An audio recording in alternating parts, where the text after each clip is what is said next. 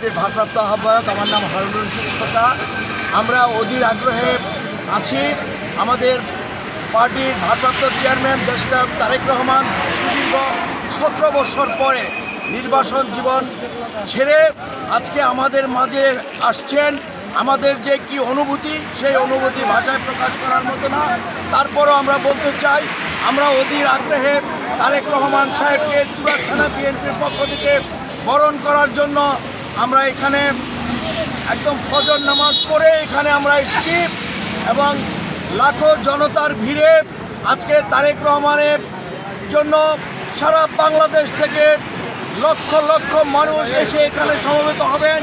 আসলে যেহেতু আমরা ইজতেমার মাঠের পাশে আমাদের বাড়ি, আমরা দেখেছি ইজতেমার মাঠে যেমন একদম কাতারে কাতারে লক্ষ লক্ষ জনতা আসে, সেম তেমনই আমাদের ভারপ্রাপ্ত চেয়ারম্যান তারেক রহমানকে এক নজর দেখার জন্য হাজার হাজার মা বোন এবং হাজার হাজার উৎসুক জনতা এখানে ভিড় করছে।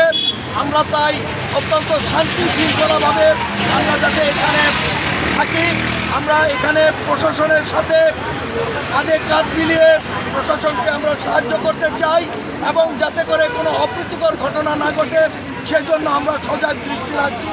এবং আমাদের ভারপ্রাপ্ত চেয়ারম্যান দেশনায়ক তারেক রহমান এসে আমাদের সম্মুখে যেই বার্তা দেবেন সেই বার্তার অপেক্ষায় আমরা তুরাগ থানা বিএনপির পক্ষ থেকে আমরা এখানে সমবেত হয়েছি। ধন্যবাদ।